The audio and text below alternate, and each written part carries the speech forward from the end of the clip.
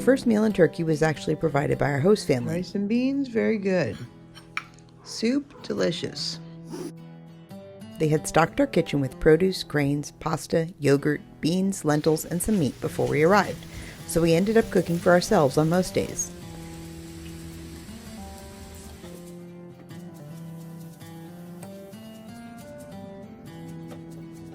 I tried making a few Turkish dishes using the ingredients we had, like this classic stew made from chickpeas and tomato paste. They use a lot of lentils and chickpeas here, along with bulgur and couscous, and yogurt is served with almost everything.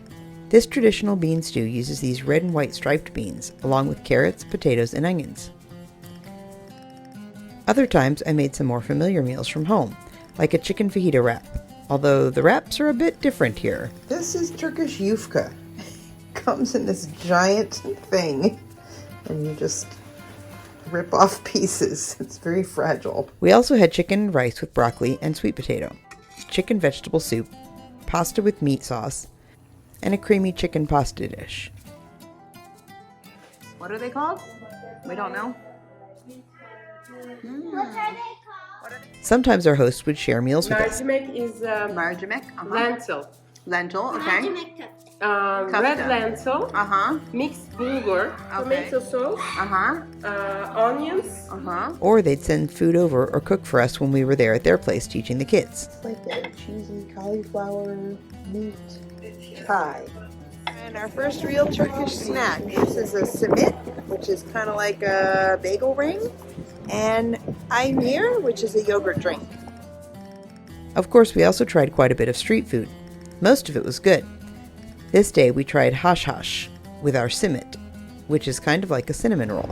This simit came with really good cream cheese, and we even found a chocolate muffin on the ferry. So it looks like a chicken wrap, but the translation is chicken situation. We got a chicken situation. This is Turkey's answer to pizza, called pide, and it's actually pretty good. This one is called water pastry, and it's not so good. Layers of phyllo dough with a very rubbery cheese inside. One day I tried roasted chestnuts, which you'll see sold on the street everywhere alongside roasted corn. They were just okay. Then of course there are all the tea and Turkish delight shops, and yes, they almost always offer free samples. Floury. During Ramadan, when we broke the fast at iftar, we tried çiğ kofte, spicy, tangy, and wrapped with lemon and greens. Almonds and dates are also really popular. This is Ramazan pidesi, bread that's made traditionally during Ramadan. It's baked fresh right before sunset, and people line up to grab it warm to break their fast. So eating it like this felt like a pretty local experience. And of course, baklava. That was some good baklava. Pomegranates are everywhere here and surprisingly cheap. Turkish breakfast isn't just a meal, it's a full spread, and this is actually known as the breakfasting street.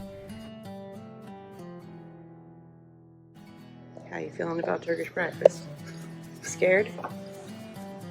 You're eating it.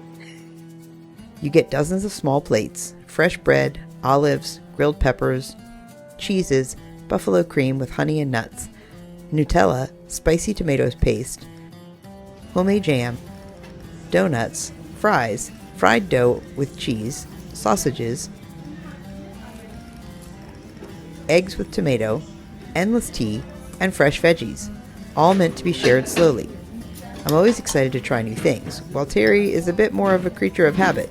I think it's delicious. What do you think? It's okay. You'd rather have fried eggs and bacon. It's not eggs and biscuits and gravy and bacon and all that. And you get some Turkish coffee afterwards. I was a little nervous to try the ultra-strong Turkish coffee, but It's actually good. It's very strong, but they put sugar in it, so it's good. now for some other famous Turkish foods. This is çorba, or soup, usually made with creamy lentils and served with fresh bread. Terry got what we call the taco version of doner, while I got the more traditional wrap. Doner is one of Turkey's most famous foods.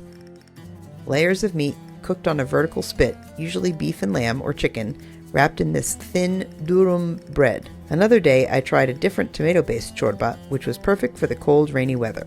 The hummus was delicious. The Turkish specialty French fry. Yum, yum. And very popular. And at this place, they were baking the bread fresh in a brick oven.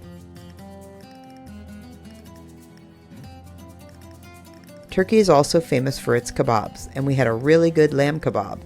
Lamb is very common here. Really good. Yummy. What do you think? As good as Burger King? Probably? Okay. And then there were the desserts. Here I'm getting Turkish ice cream, which comes with a whole performance you can see in another video. Definitely an experience. This is the original Turkish delight. It's basically gummy bears. Gumdrops. Yeah. They're square gumdrops. And this is lokma, little fried dough balls soaked in a sweet syrup. These even had chocolate on top. I think they would have been amazing hot, but we only ever found them cold. And this is helva. It's a sweet treat with a crumbly, powdery texture, made from sesame tahini. Not my favorite. Not great. And of course, more baklava, often made with pistachios, which gives it that green color. When we were out exploring, I tried to taste as many local foods as I could, even a local burger, which wasn't great, while Terry seemed determined to break a record for how many times a tourist can eat at Burger King in Turkey. Enjoying Turkish food? What's your favorite Turkish cuisine so far? Currently Turkey. But I haven't had popcorn yet.